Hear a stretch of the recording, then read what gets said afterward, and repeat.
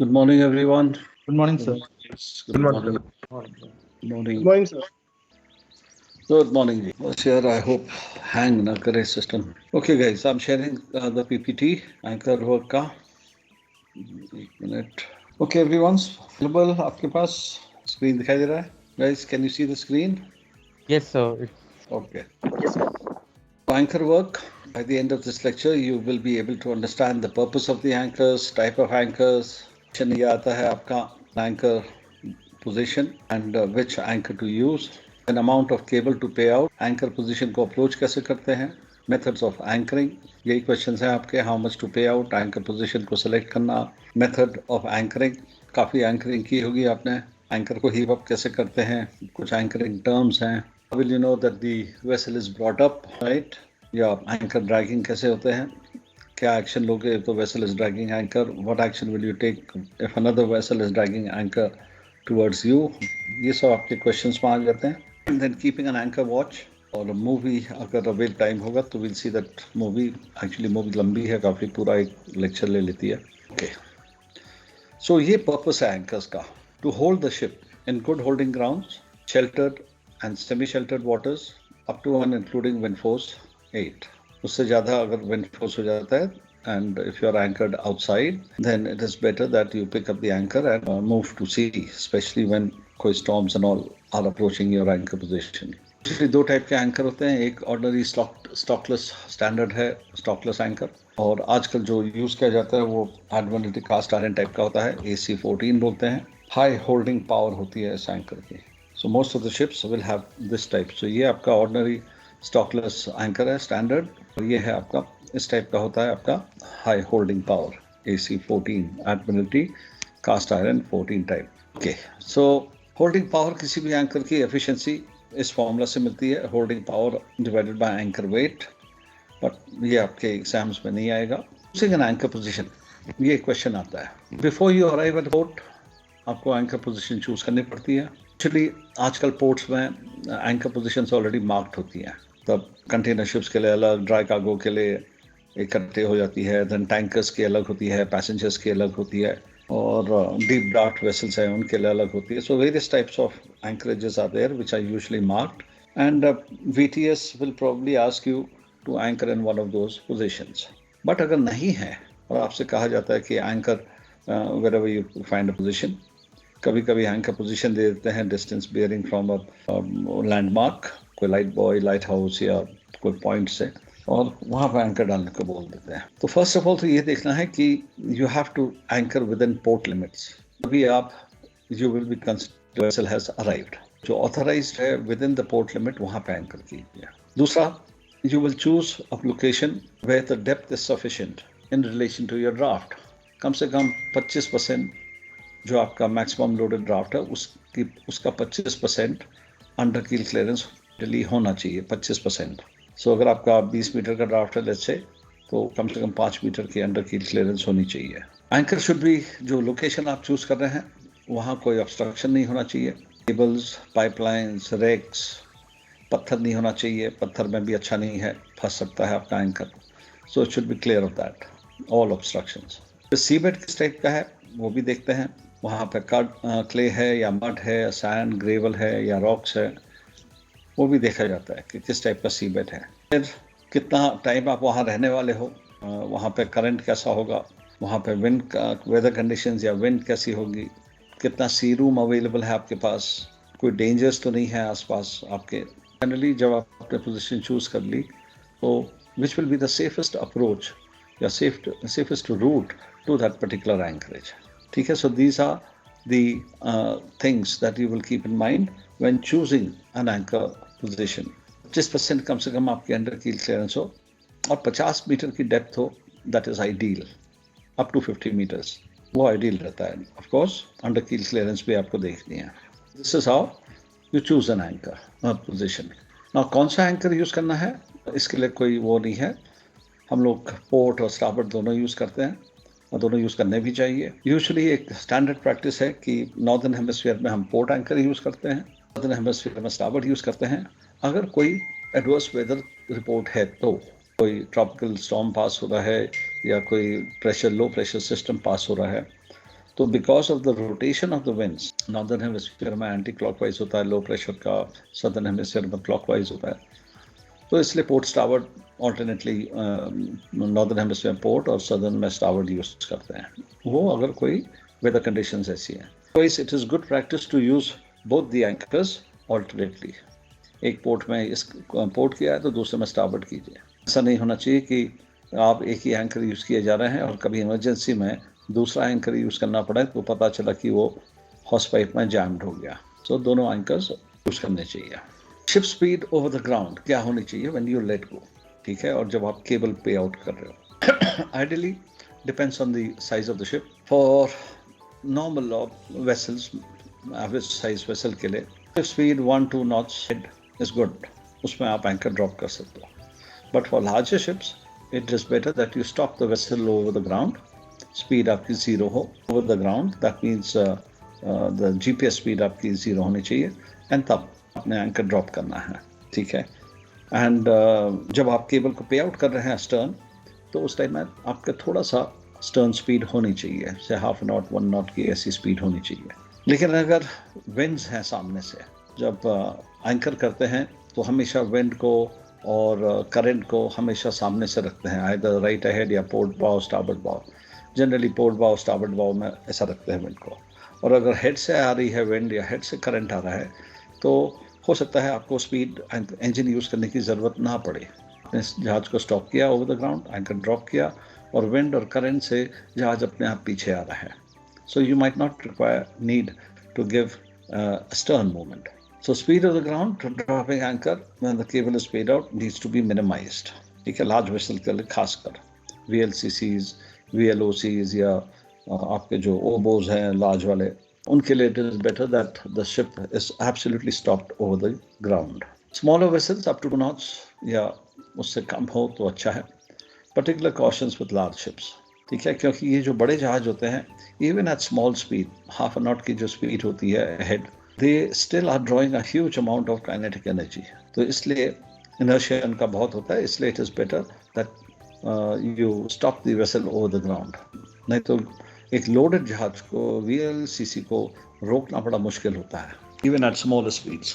वो एंकर करते time better to है स्पीड 0 हो। Large vessels must nearly be stopped not only in linear direction, मतलब linear means fore and aft direction में, but also axial means athwart ship direction में।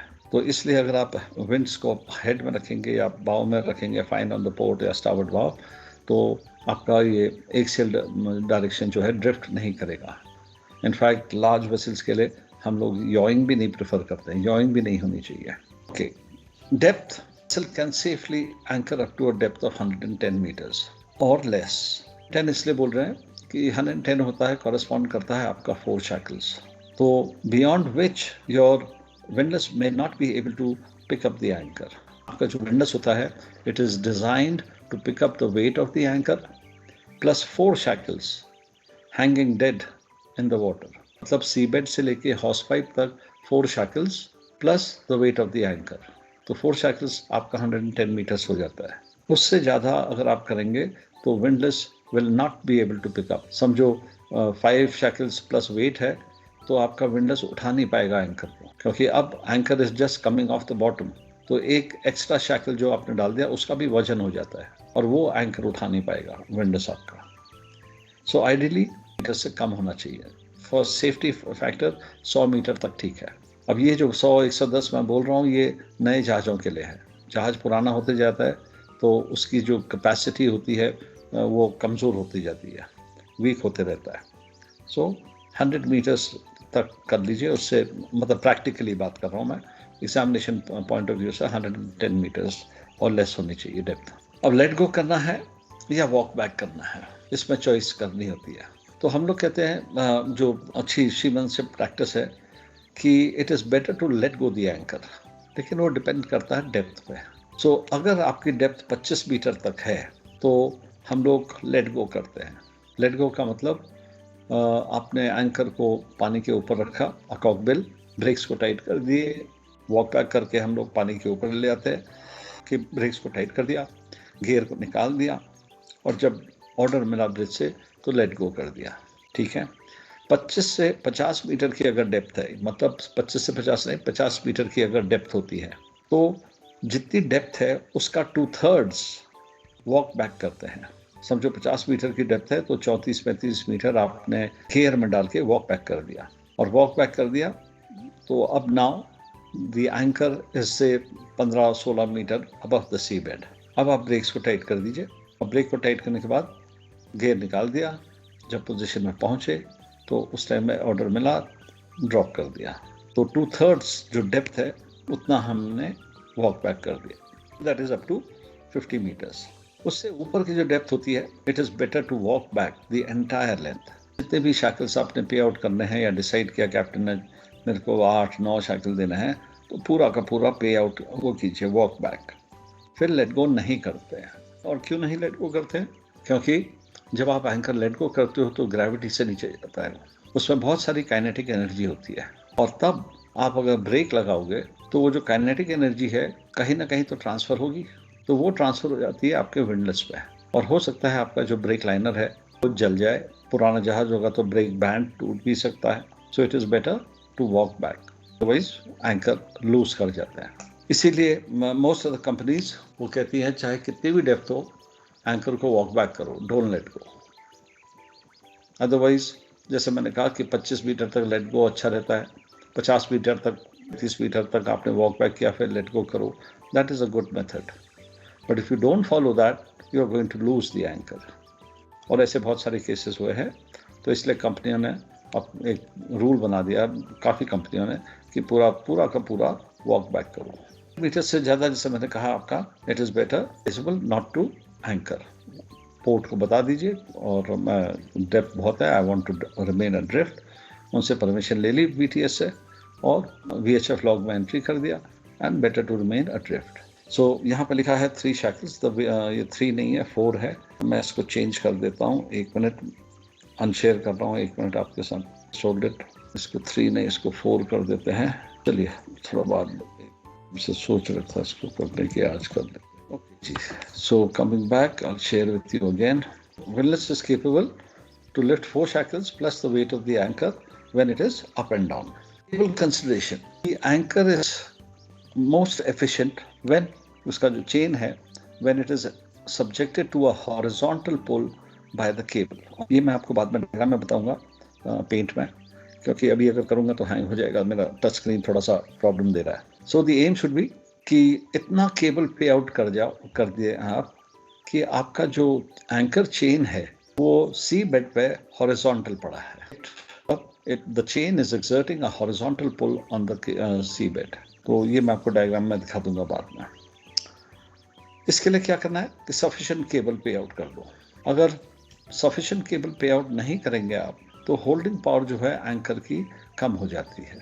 ये भी मैं आपको डायग्राम से बताऊंगा बाद में पेंट में। और यहाँ पे फिलहाल क्या है कि अगर जो चेन है और सी बेड है उसके बीच में अगर 5 डिग्री का एंगल बन जाता है तो आपकी होल्डिंग पावर 80% हो जाती है। अगर वो एंगल बढ़ के 10 डिग्री हो जाएगा तो होल्डिंग पावर 60%, ये हो गया तो होल्डिंग पावर 40%। तो अब क्या होगा, आपकी होल्डिंग पावर कम होती रहती है, जैसे जैसे एंगल बढ़ते रहेगा चेन और सी बेड के बीच में होल्डिंग पावर कम होती रहेगी, एंड देन एक टाइम आएगा that your vessel will start dragging anchor. Okay, now जब एंकर ड्रैग करते हैं तो हम लोग क्या करते हैं, सबसे पहला चीज़, जब एंकर पार्टी पहुंच जाती है आगे, वी पे आउट मोर केबल।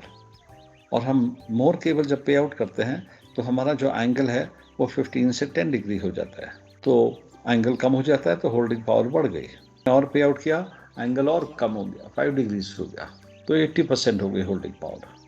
हम और पे आउट करेंगे तो एंगल 0 हो जाता है, होल्डिंग पावर और ज़्यादा मिल जाती है, 100% मिल जाती है। सो ये जो एक्शन है ये सही है, that you pay out more cable, और उससे आपका जो एंगल है between the chain and the sea bed वो कम हो जाता है और होल्डिंग पावर बढ़ जाती है। ये सोचना कि मैंने 1 शैकल एक्स्ट्रा पे आउट किया और वो एक्स्ट्रा 1 शैकल जो पे आउट किया था उसका जो वजन है चेन का, उसकी वजह से जहाज रुक गया है, ये गलत है, ये एक पॉलिसी है। ये लोगों के काफ़ी लोग सोचते हैं कि हमने 1 शैकल 2 शैकल और पे आउट कर दिए, उसका जो वजन था उसकी वजह से जहाज रुक गया। जहाज क्यों रुक गया है, क्यों होल्ड करने लग गया? क्योंकि जो एंगल था between the sea bed and the chain, वो एंगल अब कम हो गया है और होल्डिंग पावर बढ़ गई. The ship holds. So when the ship drags at anchor, more cable is paid out. Veered का मतलब paid out. The anchor holds. Is correct, but the belief, ये जो सोच है, that the resistance of the extra cable on the seabed, the ship hold, is a fallacy. ये गलत ख्याल है. आपने केबल को पे आउट किया तो उससे क्या हुआ? केबल रिमूव्ड द एंकर का जो एंगल है वो कम हो जाता है and the vessel holds. Right. Amount of cable to use, कितना केबल यूज करना है, ठीक है. How will you decide? बहुत सारे फॉर्मूलाज हैं उसके लिए भी, बट बेसिकली ये फैक्टर्स हैं. So these are the factors which will determine the amount of cable to use. पहले होल्डिंग ग्राउंड कैसा है एंकर का? है, क्ले है, सैंड है, ग्रेवल है, सैंड ऊपर है, मड नीचे है, व्हाटएवर. दूसरा, how long you are going to stay there. अगर मुझे 3-4 घंटे एंकर करना है, पायलट ने बोला 3-4 घंटे की डिले है, तो मैं थोड़ा सा पे आउट करूंगा और वेट करूंगा एंकर पायलट के लिए. अगर मेरा लंबा स्टे है तो मैं एंकर ज़्यादा पे आउट करूंगा. वहाँ पे विंड डायरेक्शन कैसा है, what is the weather expected. मैं अगर वहाँ 3-4 दिन रुकने वाला हूँ तो 3-4 दिन में मौसम कैसा है वो भी डिसाइड करता है. ये रूम कितना मिल रहा मुझे, क्या मैं इतना पे आउट कर सकता हूँ कि जहाज मेरा अगर 360 डिग्रीज घूम जाएगा तो क्लियर है, कोई डेंजर तो नहीं है वहाँ पे. किस टाइप का केबल है. एंड डेप्थ ड्राफ्ट रेशियो, मतलब आपका जो स्कोप है वो कितना है, डेप्थ कितनी है, ड्राफ्ट कितना है, इन सब को लेकर के डिसाइड करते हैं how much cable to pay out. अब नीचे आपके फॉर्मूला दिया है. Depth of water multiplied by 2 plus 90 metres 27.5 normal condition में. सो 25 मीटर की डेप्थ है, मल्टीप्लाइड बाय 2 50, ठीक है. उसमें 90 ऐड कर दीजिए, 90 प्लस 50 140 हो गया, डिवाइड बाय 27.5. उतना आपने पे आउट करना है. मौसम खराब हो. हाँ जी सर, ये 90 क्या है? 90 मीटर्स एक कांस्टेंट है, ठीक है. ये स्टैंडर्ड लेते हैं फॉर स्टैंडर्ड कंडीशन से. मौसम अगर खराब, शैकल के लिए नहीं 90 मीटर्स, हाँ 90 मीटर्स शैकल का और ले लिया आपने, ठीक है. तो डिवाइड दैट बाय 27.5 मीटर्स. अब एक शैकल में 27.5 मीटर्स होते हैं, ठीक है. अगर मौसम खराब है या खराब होने की आसार है तो depth of water multiplied bye 3, ठीक है, प्लस 140 मीटर्स आपने वो ले लिया एंड डिवाइड दैट बाय 27.5. उतने शैकल्स यूज करने हैं, ठीक है. सो 25 मीटर्स की डेप्थ है, मौसम खराब है, स्ट्रॉन्ग करेंट्स है, तो 25 मीटर 75 हो गया, प्लस 140 ऐड कर दीजिए, 215 हो गया, डिवाइड दैट बाय 27.5. उतने शैकल्स यूज करेंगे आप. बट और भी फैक्टर्स है, मास्टर्स अपने एक्सपीरियंस से, अपने एस्टिमेट से ऐसा भी करते हैं. 20 मीटर से कम है डेप्थ तो 4 शैकल से ले लिए, 4 से 6 ले लिए, 6 से 8 ले लिए, depending on the experience of the master. Operational aspect ये मैं आपको थोड़ा बाद में बताऊंगा कि अप्रोच कैसे करते हैं, ठीक है. मीन टाइम ये अप्रोच का है. ऑपरेशनल एस्पेक्ट ये मैं आपको बाद में दिखाऊंगा. एंकर रिट्रीवल, मतलब एंकर कर लिया आपने, अब एंकर रिट्रीव करने के लिए क्या करते हैं. रिट्रीव मतलब हम हीव अप कर रहे हैं एंकर को, तो इंजन यूज़ किया जाता है. एक चीफ ऑफिसर आगे होता है, वो बताते रहता है कि एंकर को डायरेक्शन क्या है, उसमें स्ट्रेन कितना है, लॉन्ग स्टे है, शॉर्ट स्टे है, हीव हो रहा है या नहीं हो रहा है, या बहुत वेट आ रहा है, वो चीफ ऑफिसर बताते रहता है, या जो भी ऑफिसर है वो बताते रहेगा ब्रिज में. And accordingly master will use the help. Bow thruster है तो वो यूज़ करेगा, नहीं तो इंजन और रडर को यूज़ करेगा, मनूवर करेगा शिप को कि एंकर ईजिली आ जाए, उस पर स्ट्रेन ना पड़े विंडस पे. तो ठीक पोजीशन में आता है तो चीफ ऑफिसर फिर ब्रिज में बताता है, तो एंकर मास्टर फिर इंजन को स्टॉप कर देता है, ठीक है. सो कंटिन्यूसली चीफ ऑफिसर ने या जो भी फॉरवर्ड में है उसने बताना चाहिए how the cable is leading, कितने शैकल्स ऊपर आ गए हैं, उसमें स्ट्रेन कितना है, ये इन्फॉर्मेशन ब्रिज में देते रहने चाहिए. एंड ऑफ कोर्स जब हम एंकर हीव अप करते हैं तो जो एंकर होस जो वॉश होता है उसको चालू कर देते हैं कि अगर कोई मट्टी वट्टी इसमें आ रही वो वॉश होते रहे, नहीं तो फिर वो आपके चेन लॉकर में जमा हो जाती है. जब एंकर पूरा ऊपर आ जाता है, यूजली अगर आपको और ज़रूरत नहीं है उसकी, तो हम पूरा उसको हाउस इन कर लेते हैं एंकर को और ब्रेक्स लगा देते हैं. And if you are proceeding out to sea then bow stopper लगा के सिक्योर कर देते हैं. Otherwise depending on the use हम उसको स्टैंड बाय रखते हैं, अगर उसका फिर यूज़ होना है तो इसे अलाउट कर रहे हैं तो सब कुछ सिक्योर कर देते हैं. और वॉक बैक स्पीड कितनी होनी चाहिए, ये बहुत ज़रूरी है। जब हम वॉक बैक करते हैं एंकर को, मतलब गियर में डाल के वॉक बैक कर रहे हैं, वो स्पीड बहुत ज़रूरी है। सो एक शैकल को हीव अप करने में अप्रॉक्सीमेटली 3 मिनट लगते हैं, एक शैकल को हीव अप करने में। तो वो आता है अप्रॉक्सीमेटली 0.3 नॉट्स।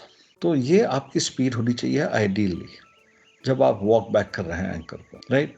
अगर 1 नॉट की स्पीड है, 1 नॉट 1.5 की है तो भी ठीक है। ध्यान रखना चाहिए कि हम हाई स्पीड में या 4-5 नॉट में एंकर को वॉक बैक नहीं करना चाहिए।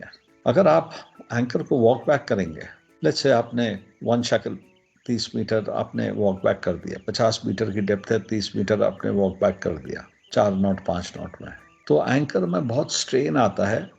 एंड एंकर क्या होगा, और एंकर की चेन पीछे को लीड करेगी, क्योंकि जहाज आगे को जा रहा है तो वो पीछे को लीड करेगी, और पीछे को लीड करेगी तो हो सकता है आपके हल को डैमेज कर सके, या पेंट डैमेज हो जाएगा, या अगर स्ट्रेन बहुत आ गया आपकी चेन में तो आपकी लिंक टूट भी सकती है, you can lose the anchor. So इस बात का ध्यान रखना चाहिए जब एंकर वॉक बैक कर रहे हैं, तो chief officer must keep a check how the anchor is lead, कैसे वो लीड कर रहा है। अगर बहुत पीछे को जा रहा है तो कैप्टन को बोलना चाहिए उसने कि स्पीड कम कीजिए, चेन बहुत स्ट्रेन आ रहा है उसमें। यही कारण है कि अब एंकर लूज हो जाता है, और जब लूज होता है तो फिर ऑफ कोर्स मतलब बेसिक शिप हैंडलिंग प्रैक्टिस यह है कि योर स्पीड शुड बी सच कि जब वॉक बैक कर रहे हो तो एंकर सीधा नीचे जा रहा है, एंकर चेन, या थोड़ा सा पीछे को चलता ही, बट ये नहीं कि पीछे को खींचते हुए जा रहा है। तो लूज भी कर सकते हो, शिप साइड डैमेज भी हो सकती है, या पेंट वेंट भी डैमेज हो सकता है। So never do that, make sure that it is up and या स्लाइटली astern। So walk back speed आपकी सर ऐसे डिसाइड कर। ये सर 3 मीटर के स्टैंडर्ड है? 3 मीटर मतलब?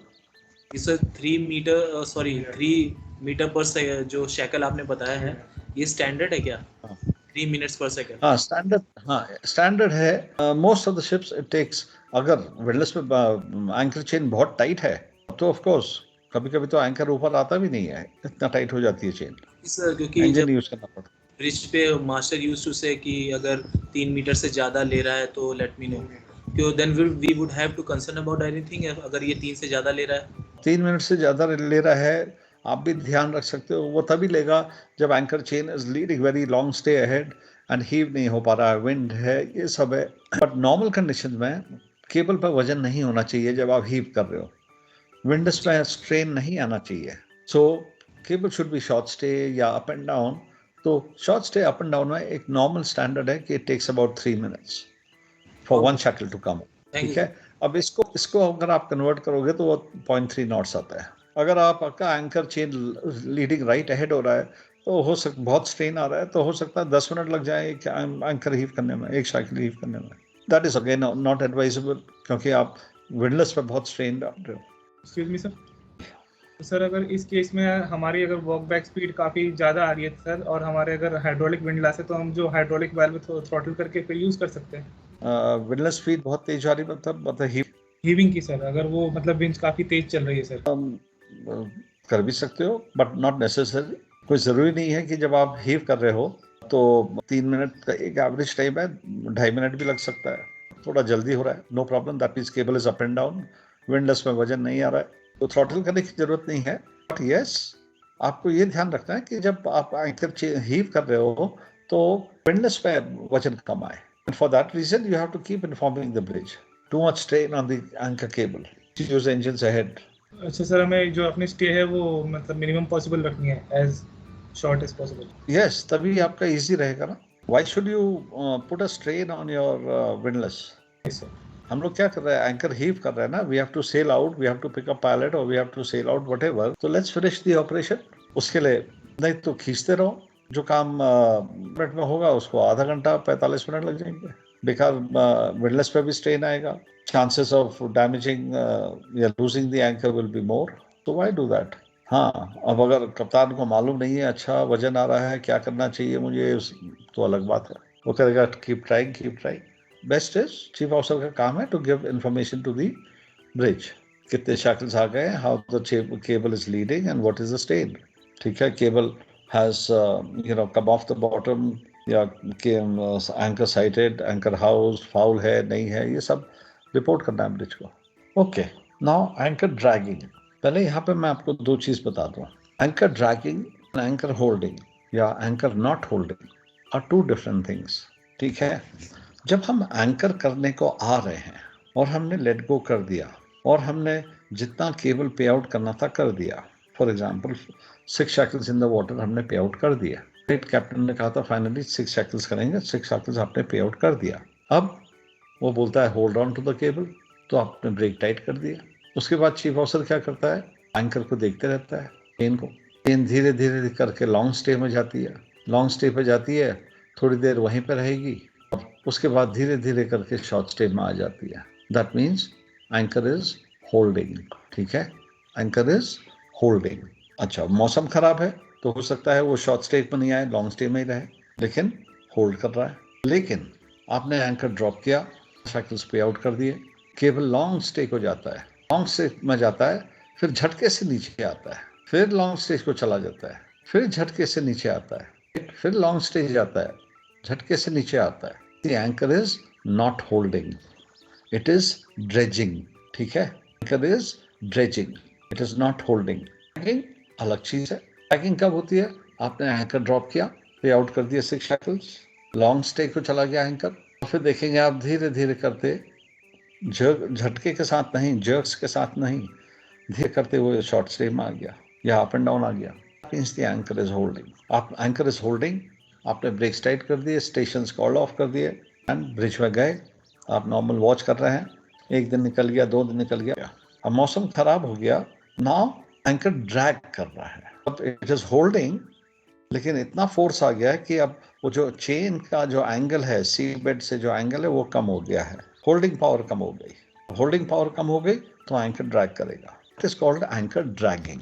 ठीक है, इनिशियली तो वो होल्ड कर गया, ब्रॉट अप हो गया था, अब उसके बाद मौसम खराब हो गया या करंट स्ट्रॉन्ग आ गए, अब चेन और सी बेड के बीच में एंगल कम हो गया, तो अब वो होल्डिंग पावर कम हो गई, तो अब ड्रैग करने लगेगा। सो डिफरेंस समझिए, एक है एंकर ड्रेज कर रहा है, एंकर इज नॉट होल्डिंग। तब होता है जब आप एंकरिंग में आ रहे हो, उसके बाद मौसम खराब हो जाए तो एंकर ड्रैग करना। So an anchor is said to be dragging when instead of holding the ship it is dragging along the bottom, और ये तब होता है जब हेवी वेदर और स्ट्रॉन्ग विंड्स है, आपने इनसफिशिएंट केबल पे आउट किया है, एंगल कम हो गया। ठीक है, छोटी बहुत ड्रैगिंग होती रहती है बट इनिशियली, बट उसके बाद जब एक बार ब्रॉटअप हो गया उसके बाद नहीं होता है। स्कोप, ये एक टर्म यूज करते हैं, ये रेशियो होता है length of the cable to the vertical distance from the hawse pipe to the sea bed. कितना केबल पे आउट किया है आपने और उसका जो हाइट है from the hawse pipe sea bed से, उसका जो रेशियो होता है उसको स्कोप बोलते हैं। आजकल इस टर्म को इतना यूज नहीं करते मास्टर लोग। वॉक बैक, मैंने बताया आपको कि it is lowering of the anchor या paying out under power. That means windlass जो गियर है वो क्लच्ड है, आप अंडर पावर उसको पे आउट कर रहे हैं। बाउ स्टॉपर भी एक फिटिंग होती है डेक में, तो जब आपने एंकर कर लिया तो एंकर करने के बाद हम बाउ स्टॉपर डाल देते हैं। ब्रॉट अप, ये आता है आपका।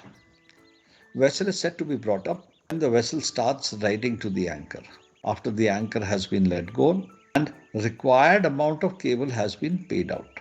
पूरा तुमने जितना पे आउट करना था कर दिया है, और उसके बाद vessel is riding to the anchor, that means long stay पे गया, फिर short stay पे आ गया और या up and down आ गया, तो anchor brought up हो गया। और आपका जो जहाज है it will be heading into the tide या wind जो भी है, anchor cable has come to short stay.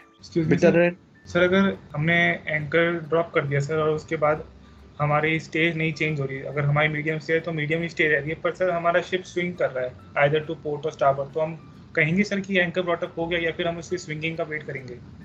नहीं, स्विंगिंग अलग चीज है। आप सिर्फ केबल को देख कर डिसाइड करेंगे whether the anchor has been brought up और नॉट। स्विंगिंग से मतलब नहीं है।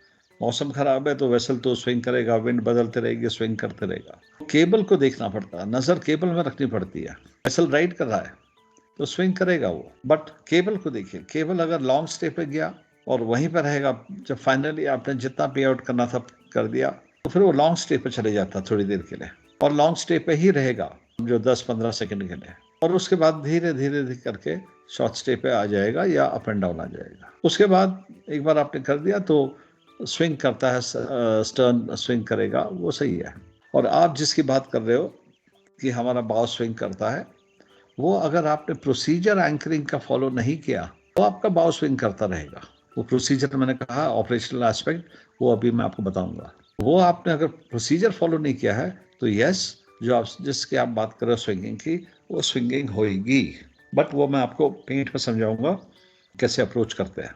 ठीक है, यहाँ पे करूंगा तो हैंग हो जाता है सिस्टम। शॉर्ट स्टे क्या है? When anchor is coming to almost close to vertical, मतलब leading slightly ahead, तो हम कहते हैं long stay, short stay. when the cable is stretching out, आगे लंबा जा रहा है, acute angle बन रहा है, तो हमसे कहते हैं कि it is long stay। clear of foul anchor ये रिपोर्ट करना पड़ता है जब आपने एंकर को देख लिया कि साइटेड है। नाउ एंकर हीव अप कर रहे हैं हम, तो एंकर बड़े आराम से इजी आ रहा है क्योंकि केबल स्लैक है, हम लोग हीव कर रहे हैं। अब हीव करते करते ऑफ अ सडन एंकर पे चेन में वेट आ जाता है। वेट वो कब आएगा? जब आपने सारे शैकल्स हीव अप कर लिए, अब खाली डेप्थ रह गई है। सो अभी तक तो आप हीव कर रहे थे, आराम से इजी आ रहा था, केबल स्लैक था, अब केबल आपका टाइट हो गया है। अब एंकर हीव करने की बारी आ गई है, और फिर आप जैसे ही एंकर हीव करते हो, एंकर एकदम वर्टिकल हो जाता है, उसका केबल टाइट हो जाता है। We say that the anchor is off the bottom, तब बॉटम से उठ गया है। ठीक है, आपका जो चेन है वो भी टाइट हो जाएगी और हीविंग स्पीड भी थोड़ी सी कम हो जाती है। तो we set the anchor is now off the bottom. जब cable anchor off the bottom हो जाता है, then you are under way. ठीक है, अंडर वे कब बोलते हैं? When you are not connected to the shore और to the ground, sea bed, तो आप अंडर वे हो गए। ठीक है, अब आपने केबल को हीव किया, एंकर शैंक बाहर आता है, फिर एंकर के फ्लुक्स बाहर आते हैं। जब फ्लुक्स आ गए पानी के ऊपर, तो you can inform the bridge that anchor away. उससे पहले नहीं बोल सकते, उससे पहले यू कैन से एंकर का शैंक साइटेड। जब एंकर पूरा ऊपर आ जाता है पानी के, देन यू से एंकर अवे या एंकर साइटेड।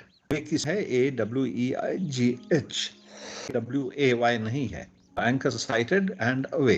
अब उसमें देखिए आप, अगर मड लगी है या कोई केबल फंसा है या रोप वो फंसी है, तो हम कहते हैं एंकर इज फाउल्ड, तो फाउल को क्लियर करते हैं। Anchor clear of foul.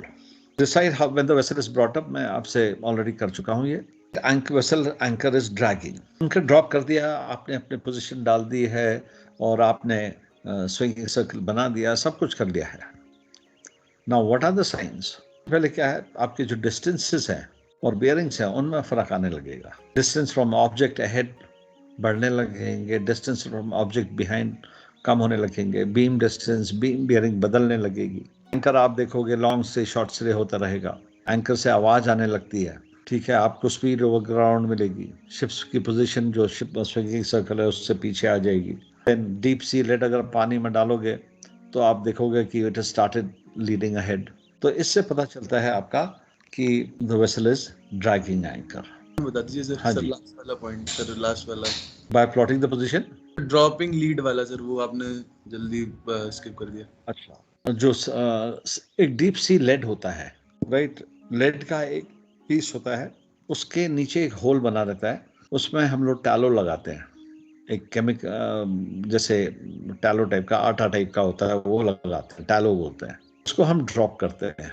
Drop करेंगे तो सी बेड को टच कर जाएगा। डीप सी लेड होता है, उसकी लंबी लाइन होती है, तो उसको हम ड्रॉप करेंगे तो सी बेड में टच कर जाता है। जब हम साउंडिंग्स लेते हैं ना, जब आपका जहाज ग्राउंड हो जाता है, तो क्या करते हैं हम लोग? साउंडिंग्स लेते हैं all around the ship, isn't it? Yes sir. जी सर। तो all around the ship sounding कैसे लोगे? वहां तो एको साउंडर है ही नहीं, तो वहां पे ये, हाँ, ये जो लीड होती है ना, उसको यूज करते हैं, लेड बोलते हैं, लेड का होता है, ये हैवी होता है ना लेड, तो उसको यूज करते हैं। उसको हम ड्रॉप करेंगे तो सी बेड को टच कर जाएगा। अब अगर वो सी बेड को, जब तक वो जा रहा है तो सीधा है, जब वो सी बेड को टच कर जाएगा तो आपकी लाइन स्लैक हो जाती है, जो रस्सी जो उसके साथ है वो स्लैक हो जाएगी, और सी बेड में वो गिर गया है, टच कर गया है, जहाज पीछे को जा रहा है, तो जो आपकी लाइन है वो तो आगे को जाने लगेगी ना। जी सर। तो इससे पता चल जाएगा कि भाई मैं ड्रैग कर रहा हूँ। अगर आप ड्रैग नहीं करोगे तो आपने उसको सीधा ड्रॉप किया है तो सीधा होना चाहिए, लेकिन वो आगे को लीड कर रहा है, इसका मतलब you are dragging anchor. GPS देखोगे तो वो बढ़ जाएगी, और डिस्टेंसेस, बियरिंग्स ये बदलते रहेंगे। सो ये आपके साइंस हैं जिससे पता चल जाएगा कि your vessel is dragging anchor. Okay, now keeping an anchor watch, master के इंस्ट्रक्शंस फॉलो करो, पोजीशन चेक करो, स्विंगिंग सर्कल के अंदर होनी चाहिए, कौन सी चेन एंकर यूज़ किया है, सिग्नल स्लाइड शेप्स डिस्प्ले करो, कोई जहाज पे बोट आ रही है तो उस बोट का नाम देखो, कौन सी बोट है, कब अलॉन्ग साइड आए, कितने लोग आए, किस काम के लिए आए, कब वो कास्ट ऑफ हुई है, ये सब रिकॉर्ड मेंटेन करना पड़ता है। Master chief officer instruction follow करो, कोई ऑयल स्लिक दिखेगा तो रिपोर्ट करो, ISPS वॉच मेंटेन करो, अंडर कील क्लियरेंस चेक करते रहो, टाइडल टाइमिंग्स हैं तो उनको कैलकुलेट करो कब टाइड चेंज हो रही है, और सब सिग्नल लाइट्स वगैरह डिस्प्ले करनी है, VHF वॉच रखनी है चैनल 16 पे, और वो जो पोर्ट की जो चैनल है उस पर करना है, रिपोर्टिंग रिकॉर्डिंग जो भी करनी है करते रहते हैं। अकोमोडेशन लैडर आपकी रेस्ड होनी चाहिए, सेफ्टी नेट प्रॉपर्ली लगाना चाहिए अगर ज़रूरत पड़े तो। ठीक है, 1 मिनट होल्ड कीजिए। तो कोई स्मॉल क्राफ्ट आ रहा है उसको देखो, कोई शिप्स आ जा रही हैं उसको चेक करो, बर्दिंग इंस्ट्रक्शंस कुछ मिल रहे हैं उनको देखना है अपने। ठीक है, अपने डिलीवर को सब कुछ बताना है, लॉग बुक एंट्री करनी है, और मास्टर को कॉल करना है in case there is any what you call instructions और एनी प्रेशर ड्रॉप हो रहा है या विंड स्ट्रांग हो गई, तो ये सब आपको देखना है। Actions if vessel when vessel is dragging anchor, तो क्या एक्शन आपको लेना है वो इसमें है। Inform master, inform engine room, anchor party, VTS को बताओ कि that you are dragging anchor, and keep a track कि आपका जो ड्रैग हो रहा है किस डायरेक्शन में हो रहा है। Inform ships in the vicinity, then anchor party ready की, ड्रॉप द सेकंड एंकर, अगर आपके पास है सेकंड एंकर तो उसको ड्रॉप की, जो दूसरा वाला स्टारबोर्ड एंकर है या पोर्ट एंकर है उसको ड्रॉप कीजिए, कम से कम उससे आपकी जो ड्रैगिंग की स्पीड है वो कम हो जाती है।